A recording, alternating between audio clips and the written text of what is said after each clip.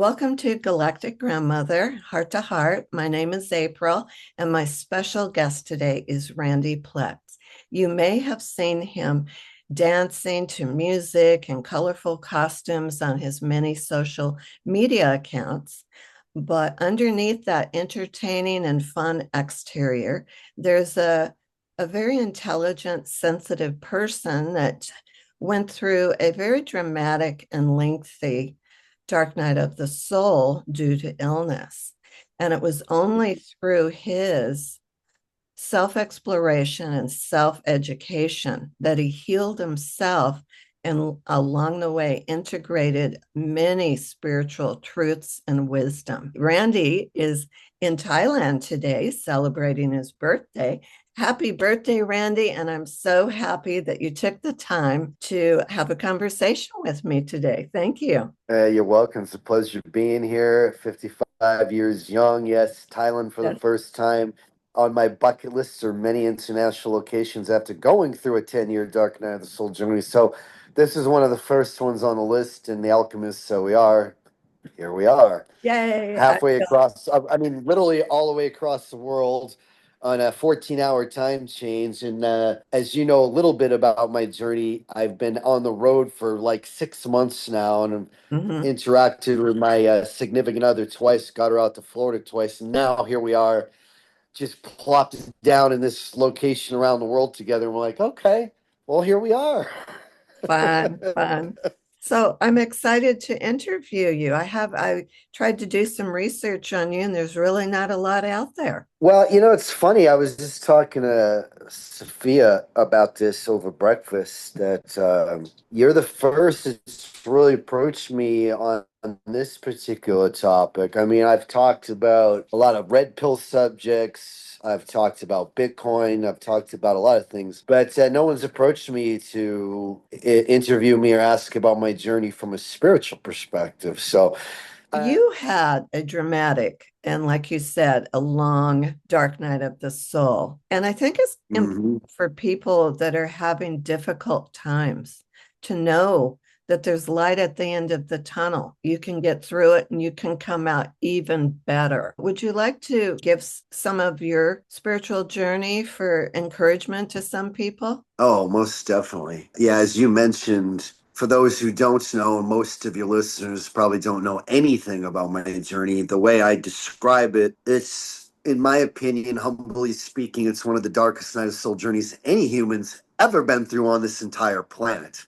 How could I say something to that degree? Well, I'm a researcher by nature, and I read a lot when I have to learn something, investigate like nobody's business. It was that bad for that long, and it's so something I had to figure out.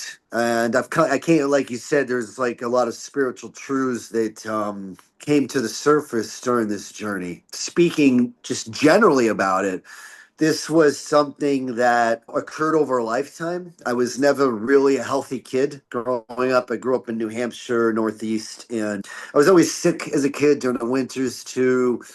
Always had stomach problems, depression problems, got brain connection. I've learned all this since. So just had lots of complications. I was in and out of doctor's offices pretty much my whole life, going to get like gastroenterologist specialists, number of therapists, psychotherapists, SSRIs. I had my gallbladder removed in my early 30s, not knowing what I was doing. Regret that one.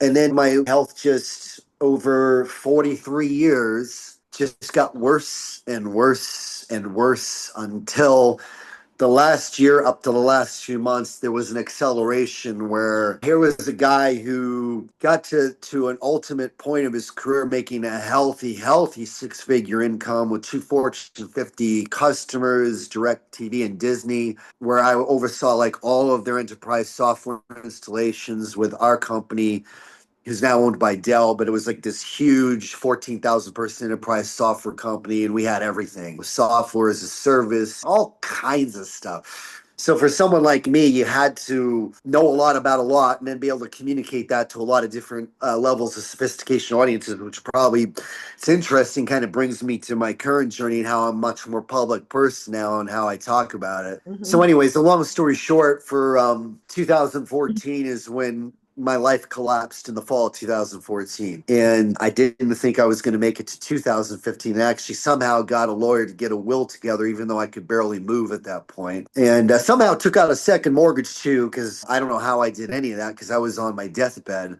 But I realized if I had a chance of survival, I needed to get the second mortgage in quick because I knew I wasn't going to be able to work for a very long time and I knew I was going to lose this career. So, yeah, it took me 8+ years of the worst suffering I've ever heard any human go through. And I've got story after story to tell you how intense that was. Missed all my son's high school years. He still won't talk to me now. That's kind of a sad part of the story, but I'm here and maybe some point he'll get over whatever. I don't even know. You know, when you choose, and I say choose a journey like this, so that's a part of the spiritual truth, right? Right.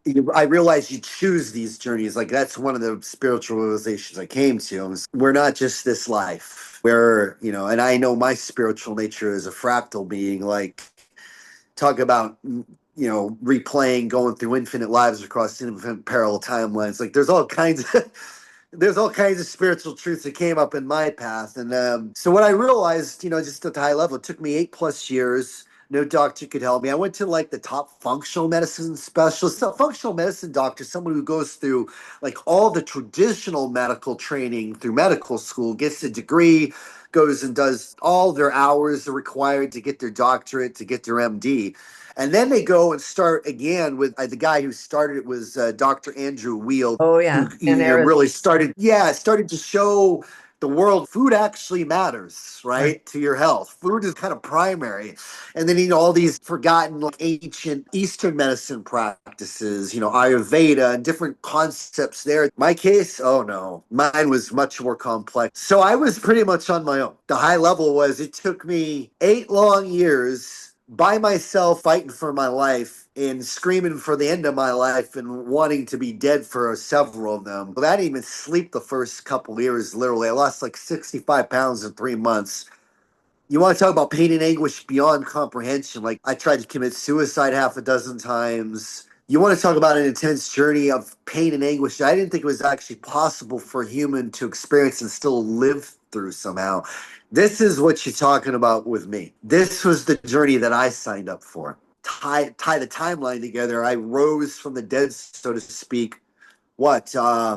March of 2022, like this week period, all of a sudden I just felt like I finally, with all the stuff I integrated and was doing East and West medicine, 5,000 years, new spirit, mind, body healing medicine I put together and adopted it and went through it over and over and over again. By the time March 2022 came around, I kind of started popping out the other end, which I did. And then I all of a sudden got very active on Facebook, blew up the followers and friends, met my spiritual, energetic counterpart wife. Originally sold my place in Southern California, put everything I owned into Bitcoin after researching that for thousands of hours and realizing as a sovereign soul that was my best bet than buying a place in Puerto Morelos, Mexico, because I needed a cheap place to live. Then meeting my wife online and then finally saying, well, I went 3,600 miles from Southern California to the Mexican Caribbean.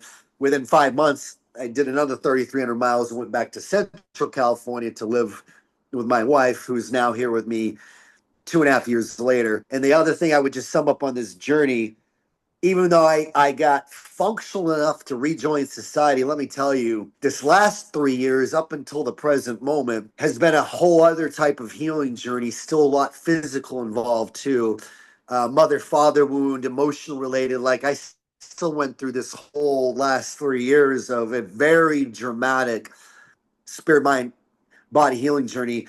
So much so, I mean, even as like in the last week, I'd say physically, I'm starting to really start to feel right. So, I mean, this has literally been 12, 13 years and going.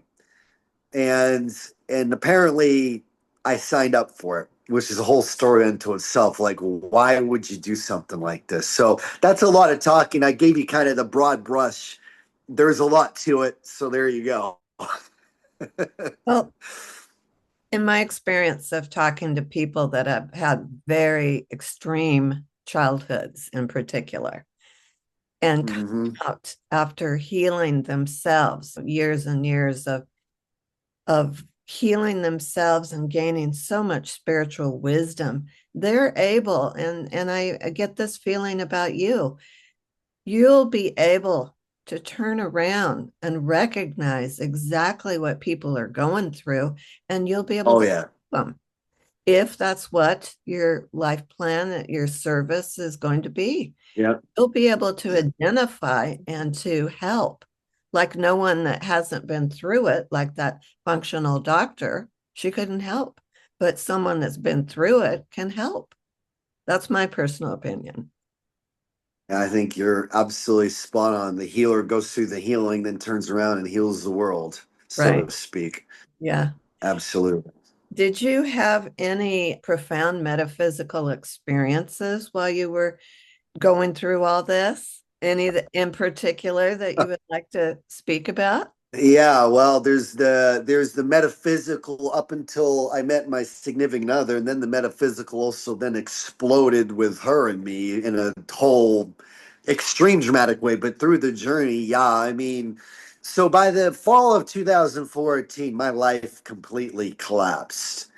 And Mhm. I remember coming back from Palm Springs, California with my ex at the time. The relationship wasn't healthy anyway. And then after 9 years, it quickly disintegrated with the pain and anguish. I couldn't work anymore. I couldn't function. I couldn't get up. I couldn't go to the bathroom on my own. Within that first year, the pain and anguish and suffering was just so dramatically bad that it got to a point where, without even realizing it, I left my body.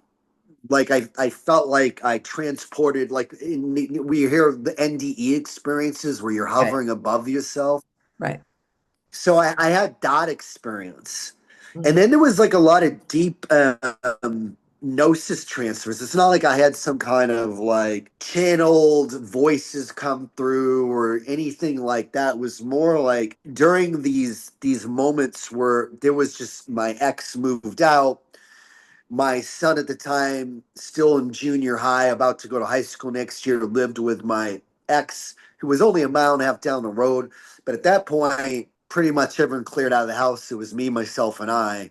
And the level of suffering I was going through left for years of some pretty excruciating moments. But during that, the deep gnosis feel like they came through with just these Akashic record downloads. Just like I'm like, okay, I'm obviously a spiritual being having a human experience. Like that just got so visceral for me. And it was like this gnosis of, wait a minute, I freaking chose this life. It was unmistakable for me, which that was like actually the most profound moment of my whole journey. That actual moment where I was like, wait a minute, I know I chose this. It was like just a deep capital K knowing, which leads to the rest of the story. Because for someone, when you come to that realization that you're not just a human being having a spiritual experience, but you're like, I mean, because I read so much, I read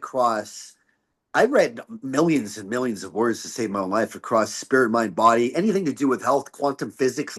I needed to understand every mystery of the universe too, because I needed to align spirit, mind, body medicine, like the whole enchilada. I needed to know everything about everything if I was going to heal myself, if there was a chance, which I literally did. I mean, I literally say I read the last 5,000 years of East and West medicine across every healing modality you can imagine.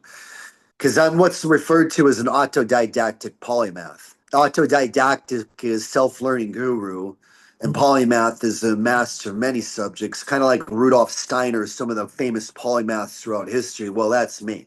Like in the beginning, I couldn't even read a sentence, but this is where I started. I'm like, okay, I had a few things going for me. I'm like, okay, I've got the internet.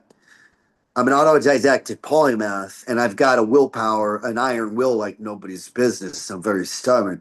So, but that profound notion that I chose it, and I'm like, well, if I chose it, there's a damn good reason I chose it. Why would I choose to go through this much pain and anguish?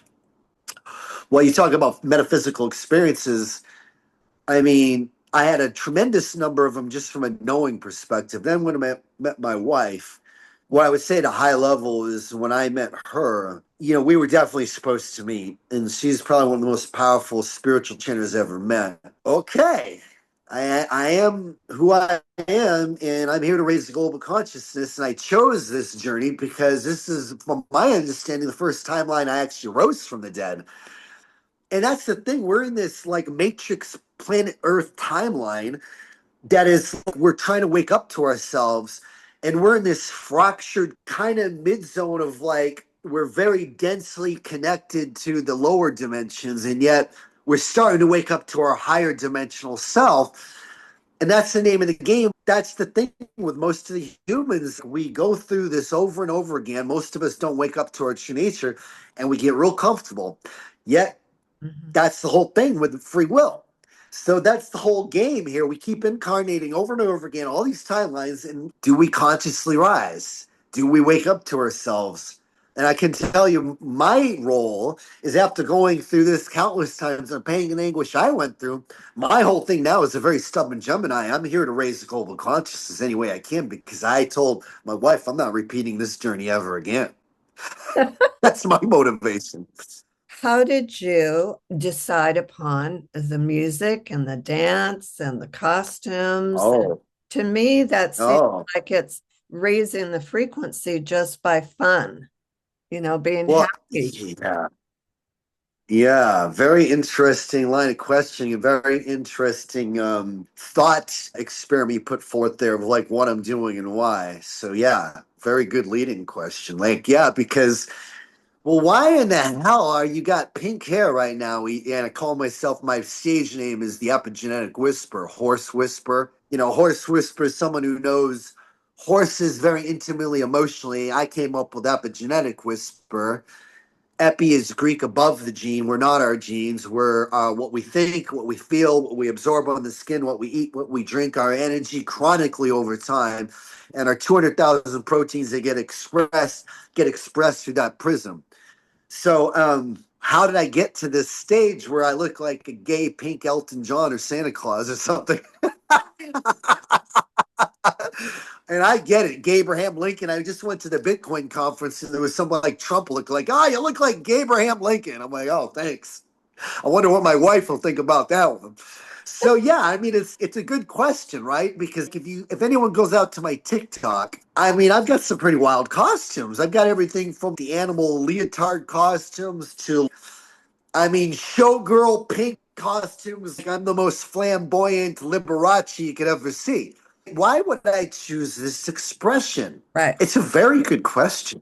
It's a very good question. Well, I think I've got a few multi-dimensional, very good answers because for a fractal like me, there's never just one answer for anything I do. So why have I gravitated towards this path? So like about a year and a half ago, as I was still going through dramatic healing, I started getting back in the gym, started banging out a lot, building muscle again, getting my vessel right.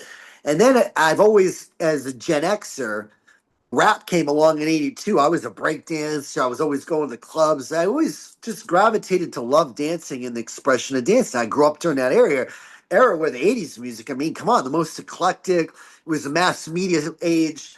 Everything from Madonna to LL Cool J to all that in between. Queen, heavy metal, Metallica. I loved it all. I mean, even the 70s music. Actually, if you kind of listen what I usually listen to is usually the 70s stuff I listen to the most. But I mean, I like all the eras, even the contemporary stuff. But I mean, I grew up dancing, right? I was like one of those that was break dancing.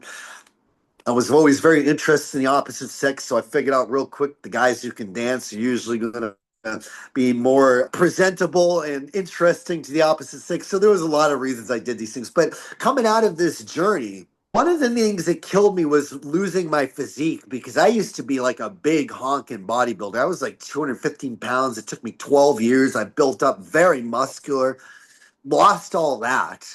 Then I was flat on my back for years. I got bitter, like I can't dance, I can't move. So when I started working out, the TikTok was the first thing that started. Well, I want to dance again. Like I said, I'd always go back to dancing, and it's just a fun expression. And I think it's very spiritually tuned to the universal waves that I feel. It's like a flex flow thing. The way I move is more just based on the music I listen to, and it's very a flex flow in nature. It's very spiritually freeing, spirit, mind, body. So that's kind of how I feel when I dance. And then going to the TikTok was a good way to just start expressing that physicality. But it continued to morph, right? So like, I didn't have any weird hair colors or none of that, no costumes. But it was like coming up on like October of last year where things started to evolve. I started to get outside more and do my dancing in the summer, and I started getting a lot more expression filled with it.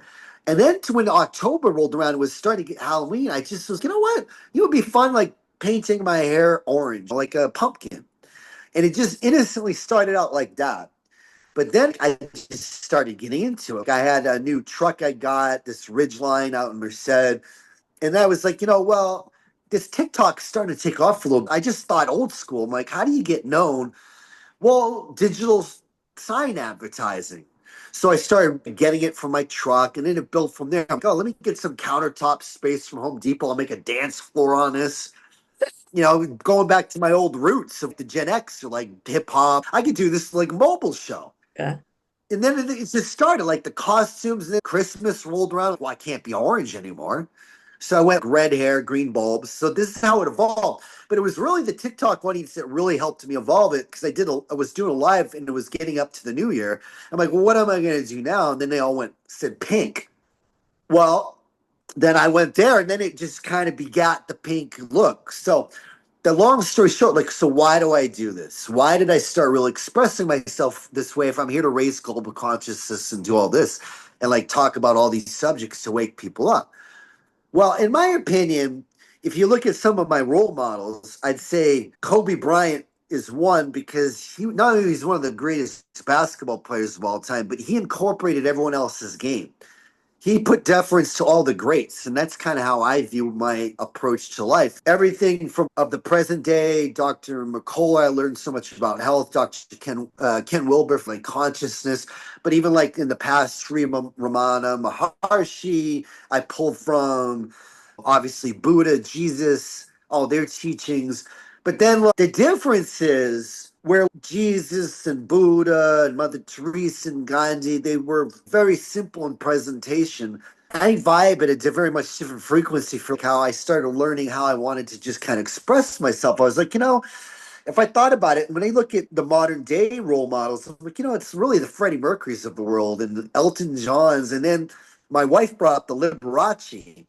And I was like, if I think about it in the modern day, Uh-huh. who are the ones like the greatest frontmen and showmen and that got everyone's attention? I'm like, come on, Freddie Mercury, Elton John, and then Liberace's the one I've been really studying. I'm like, that guy. You want to talk about one of the biggest confident energies of all time? He was a great piano player, yeah, but I mean, the way this guy would come up and just own his space was like something I've never seen before. So I'm really fascinated by these people. And the funny thing is, when I get back again, so why do I do this?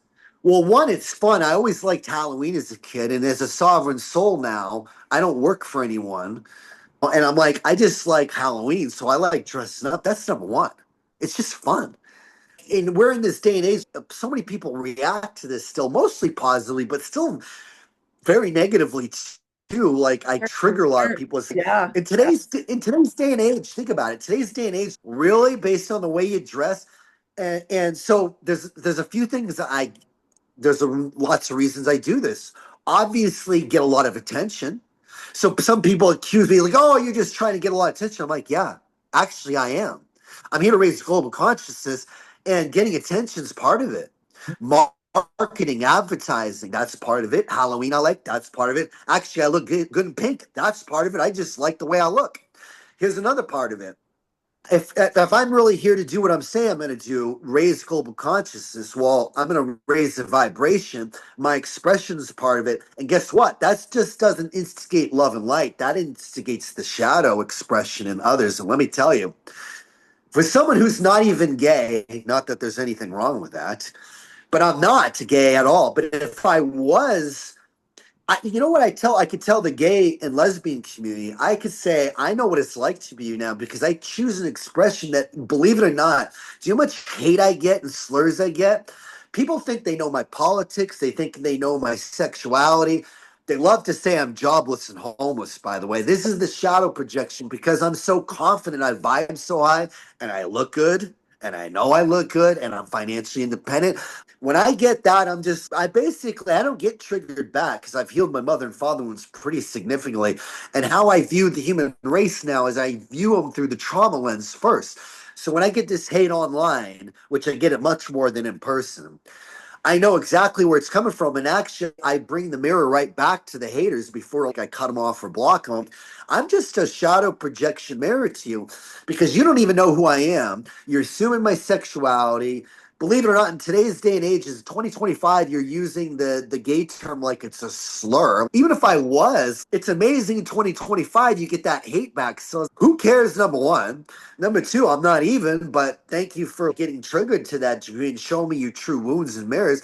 And here's the other thing, I've got broad shoulders, so I bring it back to them. I'm always, you're a bully. You got bully energy, don't you? Because you don't just do this to me, you do this to everyone else because you're hurting yourself inside. Mm-hmm. You're hurting yourself inside, so you lead with hate.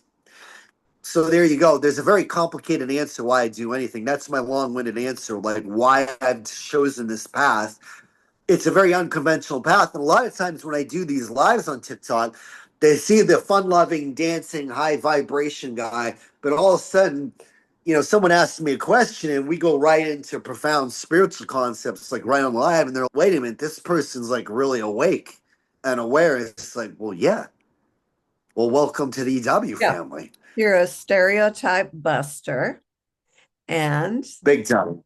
for kids too, to be able to see you and it frees them from saying, why shouldn't I be able to dress however I want?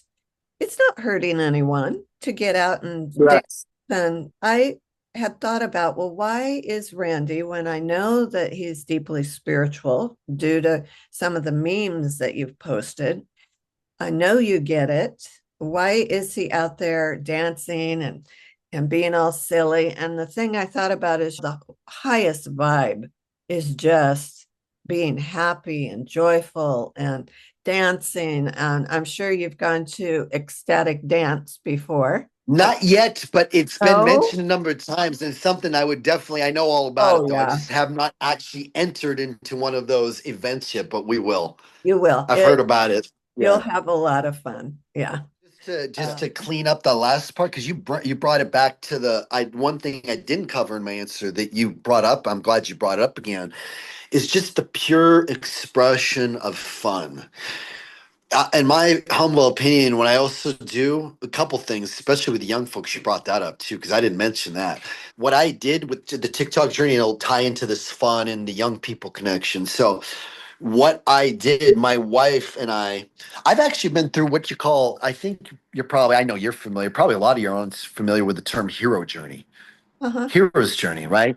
Right. Well, I could argue I've been through two huge ones back to back in one lifetime. The first hero journey was actually just getting myself to raise myself from the dead 3 years ago.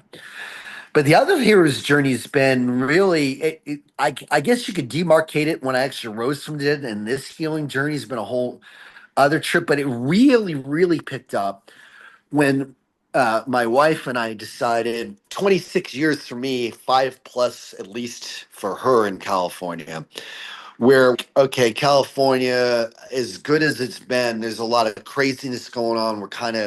We're done with that. And I have, just so the audience knows, I have three younger sisters. I have, mom and dad still alive.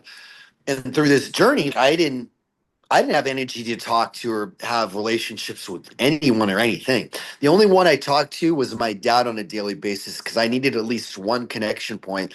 He talked to me through all the dark days. But why do I bring this up? Because the second hero's journey really kicked off December 17th of last year because that was the last day I was in Merced, California. I took that Honda Ridgeline I talked to you about earlier, all decked out with the digital signs, and decided to do a second cross country hero's journey trip. And my goal was is to make it to Rockefeller Center by Christmas Eve and build my TikTok audience and kind of do this whole spiritual raise the vibration across the entire country and grow the TikTok channel and do all the advertising and the outfits. And well, that's what I did. I'm going to do this journey because I want to see my family too. I haven't seen them in 10 years. So it was multiple things. I had three younger sisters. The middle sister was in upper state New York. My dad was the only one still in New Hampshire, where I'm from. Grew up, was born in Manchester, Goffstown. And then my other sisters, oldest and youngest, were in two areas in Florida, Jacksonville and Mineola. And then there's my mom, who's living, my sister Kristen, in New York. So yeah, that's what I did. December 17th, I drove out in 6 days, got to Rockefeller Center, went up to upstate New York, went to New Hampshire, all driving, then down to Florida, and Wow. then I had my truck arsoned in Orlando. Yeah. Someone, they talk about the hate. They burnt up my whole truck and belongings, and that gave birth to an RV. And then I drove all the way back up to New Hampshire, and then I went to the Bitcoin conference in Vegas. Now I'm here in Thailand. But what happened during that whole process was, you talk about the young folks in my journey. I'm putting my money where my mouth is. Most people don't know this because they weren't with me every day, even though I documented some of this on TikTok. But people don't know. Like, I even told my wife, because she wasn't there with me. I've been relaying my journey over time.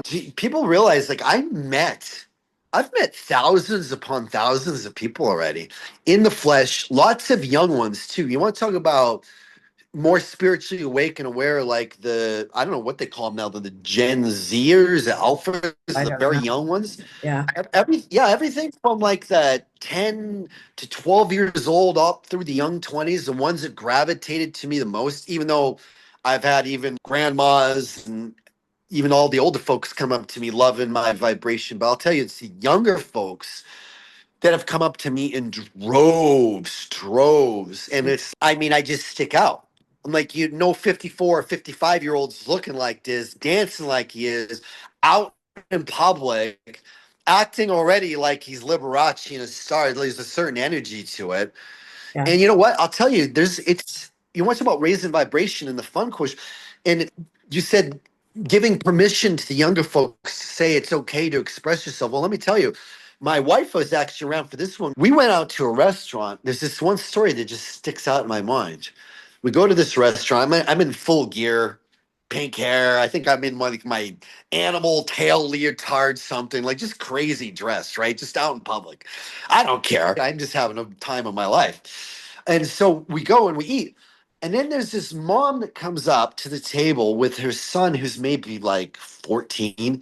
And you could tell already there was neurological, he had some kind of autistic kind of energy to him. And those that are in tune would pick up on this energy right away. Because I think my wife's right. She called me slightly autistic, very high functioning autistic. I think it's probably accurate.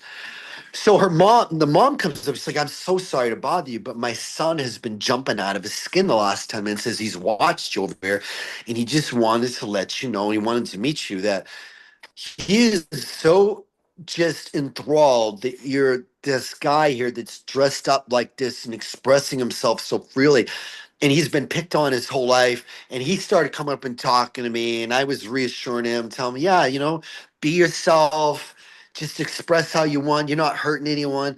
And I've had countless interactions with folks that have the neurodiversity type, everything from ADHD, autistic scale, all the kids that get picked on, the outliers, they all seem to gravitate to my vibe and everything I'm doing. So push comes to shove. When I'm saying I'm here to raise global consciousness, I'm doing a very visceral, meeting thousands of people across the globe this journey I've started since Merced, really getting out in the public every day. That's been my life ever since.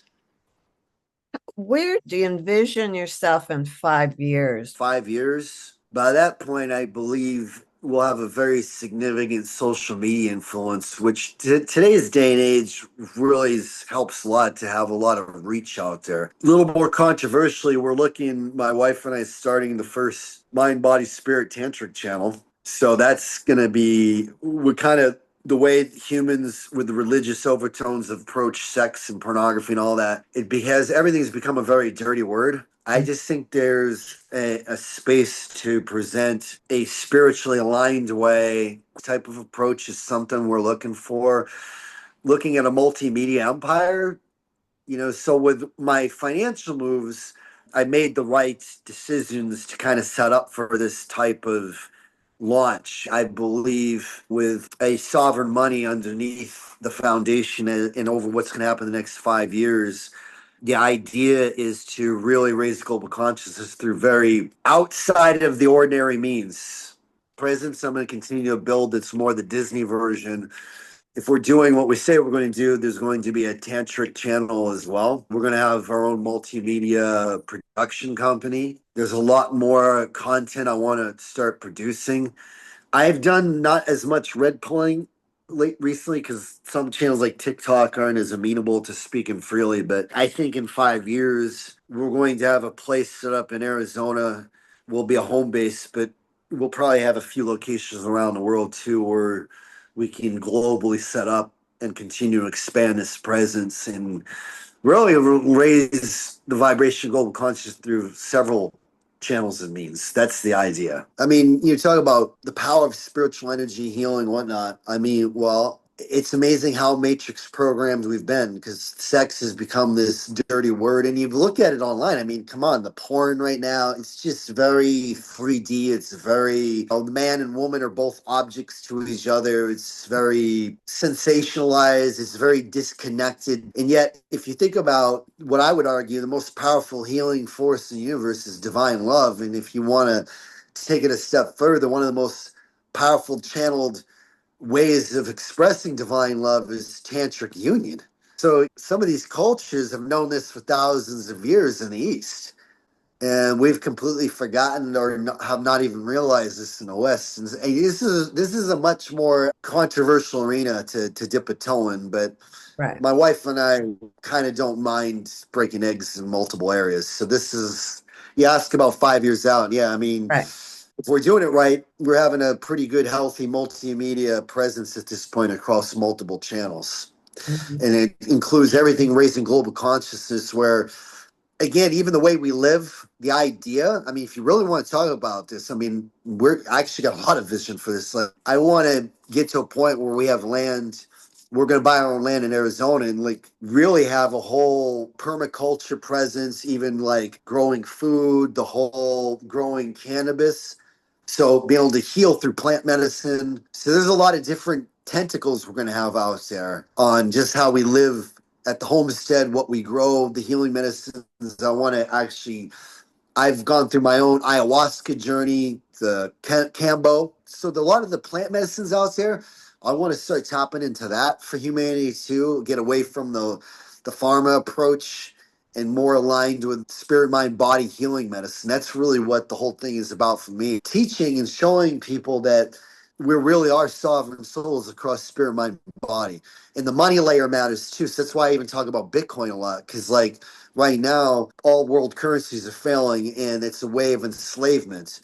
So having a sovereign life is really about a spirit, mind, body alignment, even your money layer. So really what we're talking about, her and I, is really helping create breakaway societies where we're not so reliant on these old dying fall of Rome 2.0 Western governments anymore who's dictating our entire lives in this matrix kind of show that's not best for us as from a spirit, mind, body perspective in the collective. So what our journey, what we look like 5 years from now, all ties into that. So we got big plans. There's a lot we're going to be pursuing. There's guys, my main message to you and the audience in general.